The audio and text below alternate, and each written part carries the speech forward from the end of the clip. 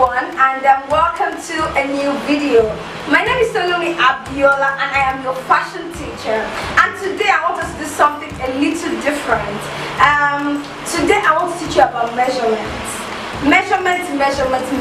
Many people have problems with measurements. They're never sure if they're taking the right measurements or not, and then I know that at times you want to measure yourself, or you want to measure a friend, maybe to send to someone. You may not even know how to sew, or you may not be interested in sewing. You just want to know how to take measurement. So I thought, let me do this video to help people who actually need to take measurements. So I think this video will be helpful to many of us. Today I am not alone. I've got a model and I'm guinea pig here today. Her name is Faith. First, say hello to everyone. And then I'm going to be using how to show you how to take measurements. Okay, so we're ready to start. But before we go on, I'm going to quickly say something. Usually I categorize measurements into two. So I categorize measurements into body measurements and the length measurements. So body measurements are those measurements that measure circumferences around different parts of the body, and length measurements are those where you measure distance from one place to the other. So I am going to explain. Now first I'm going to ask you to stand up so that I can show people what I'm talking about. Okay, so I'll need you to come here. Now when you want to measure anybody, or you want to start measurement, it is very important that the person, number one, stands straight and upright. So I mean, it is just if the person you're measuring is slouching, can you slouch a little, you probably get a wrong measurement. Or the person is standing like this, a person is standing like this, a person is on the phone, you're gonna get a wrong measurement. So you don't want that. Anybody you're measuring, you need them to stand properly, you need them to stand straight. That is number one. Number two, when you're taking measurements, you need the person to wear minimal clothing. So something fitted that shows the shapes and curves of the body. It allows you to take proper measurements. So for instance, if you look at Faith, she's wearing a t-shirt and jeans. I can easily measure her, and then there's no force bulk to her body. But say she's wearing like an agbada, something really bulky, it's going to add like there'll be a false addition to her body. So make sure that the person you're measuring is wearing proper clothing and the person is standing well. So those are the two basic tips I usually say when you want to take measurement. So the other time we talk about body measurement. So when you measure circumference, anything that goes around the body, you want to measure like this, you want to measure like this, you want to measure like this. Those are body measurements. Because what are you doing? You're basically measuring circumferences around different parts of the body.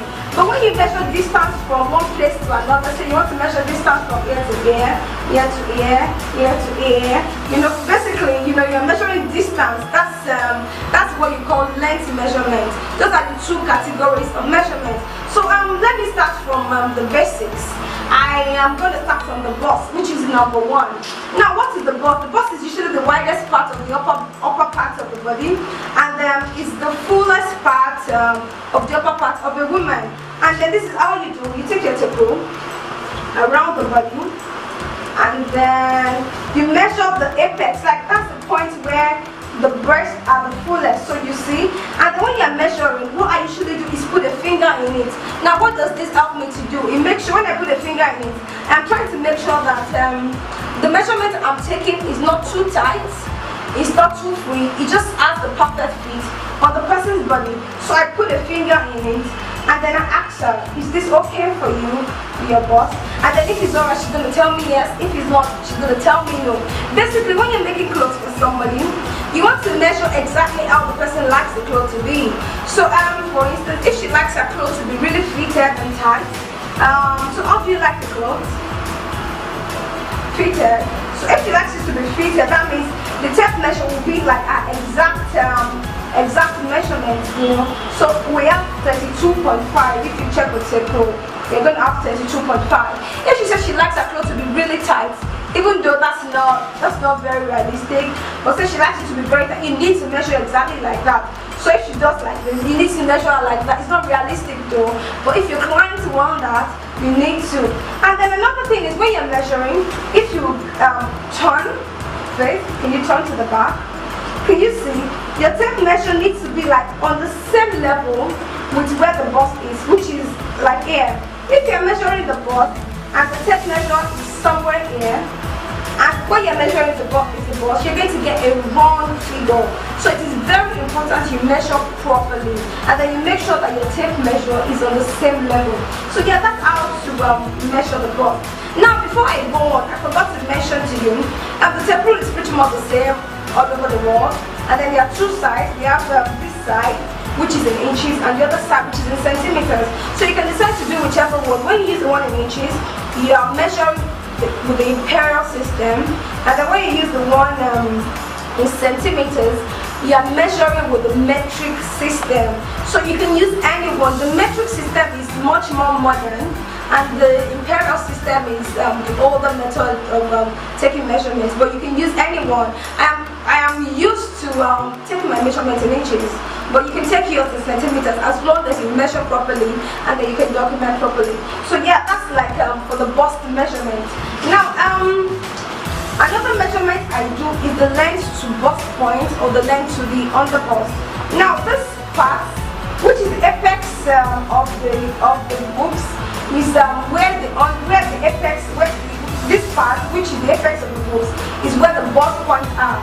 So any measurement I'm taking in front, any length measurement I'm taking in front, I usually start from this place. Now this point is where the front bone and the back bone join.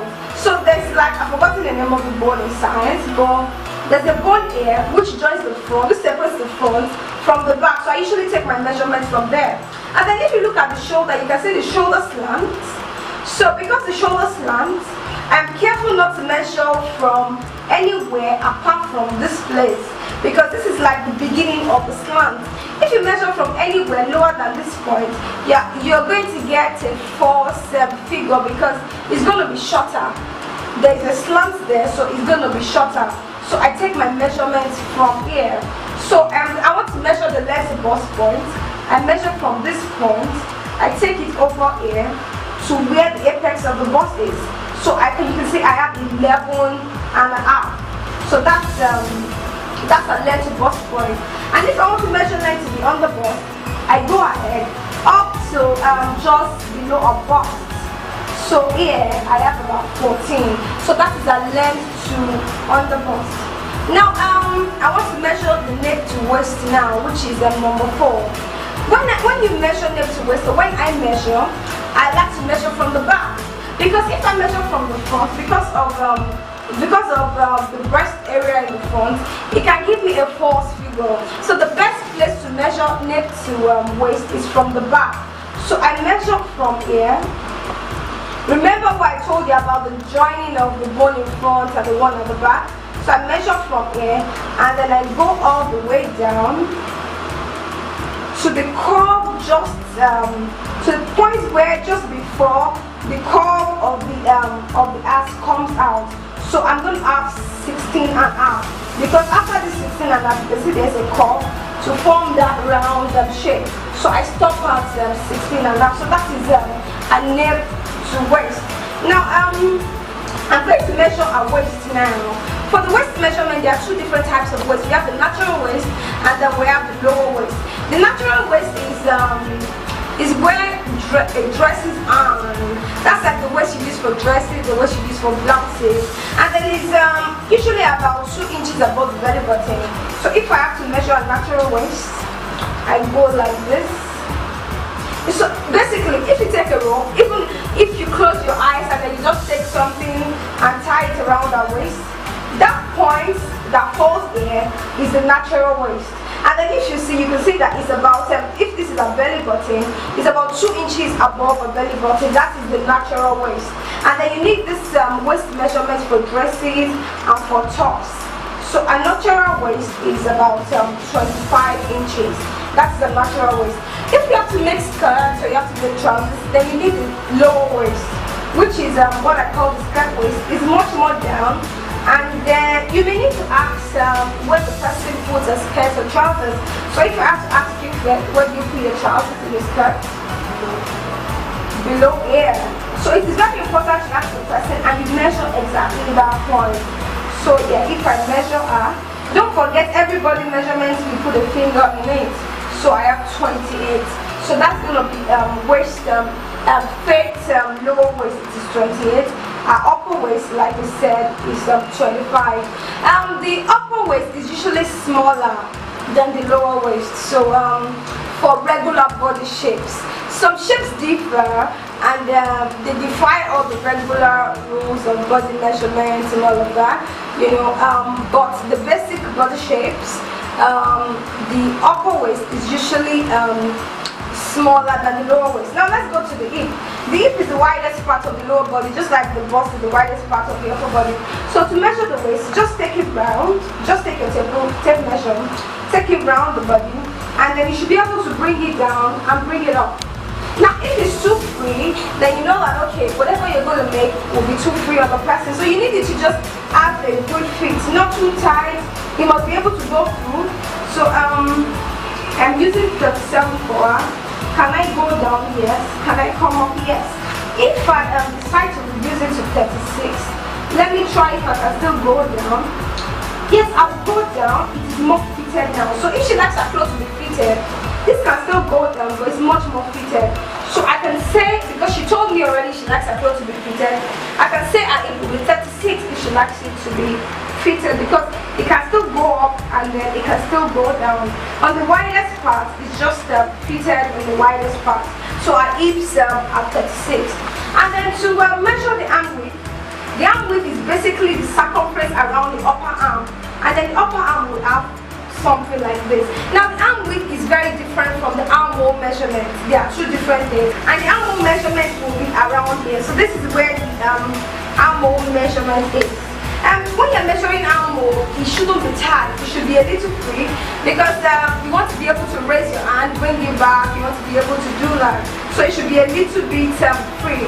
So I'm going to measure our armhole as 16. That is an armhole.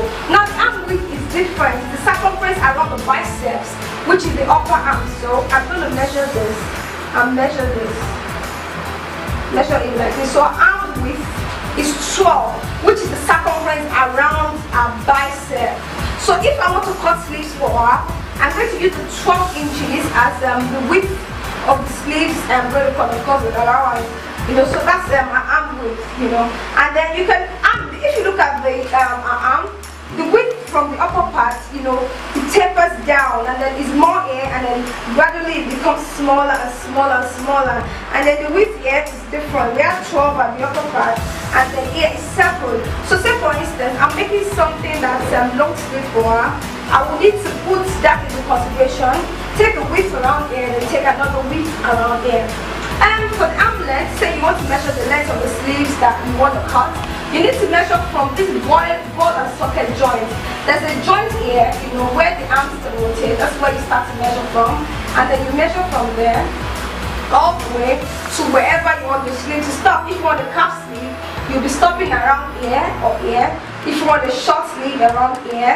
If you want a 3/4 sleeve, around here. Okay, so yeah, for the arm length, basically that's how you do. Remember I said calf sleeve, you measure from here all the way wherever you want it to stop.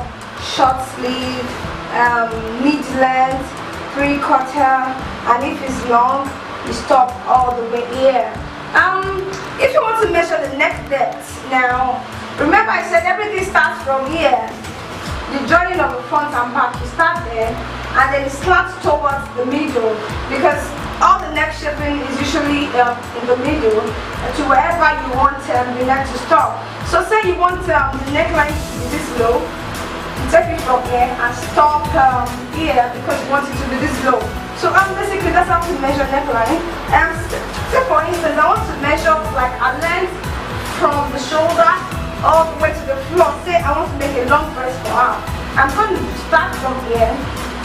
I'm not going to measure straight like this. I'm going to take the tape, guide it around her pulse, underneath her bust point, and then take it and then go down all the way to the floor. Now I usually don't like to stop here, because if she's wearing shoes, then the dress is not long enough. So I take it and then I stop from here all the way. I stop on the floor. That's how I like to start.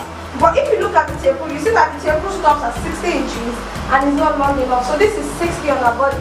So I just hold the 60 and take my table again from 1 and continue from where 60 stops and then all the way to the floor. So I have an extra 3 inches after the 60, which means our full length is going to be 60. Which means our full length is going to be 63. Say I want to make a short dress for her. I start measuring from here. I go over here, which is a box point.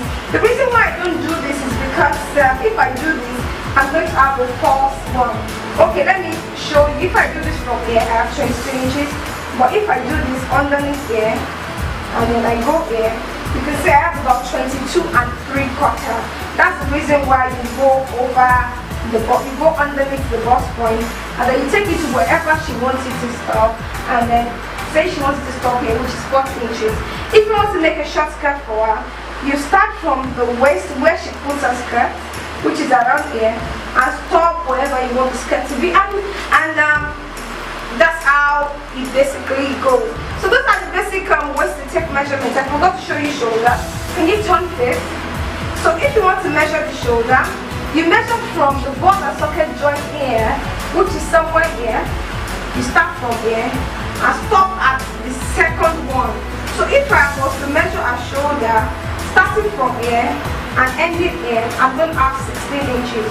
So I can rightly say that our shoulder measurement is 16 inches.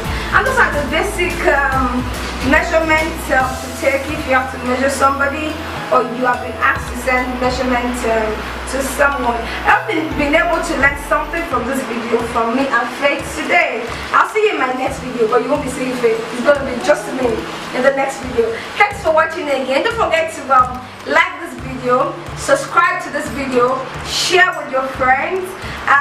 Follow us on social media. On Facebook, it is Tolumi the Fashion People or Tolumi Abiola. On Instagram, it is at Tolumi TFP. And our email where you can send us messages and emails is tolumitfp@gmail.com. I'll see you in my next video, but you won't see it, like I said. Bye bye. Say bye bye. Bye bye.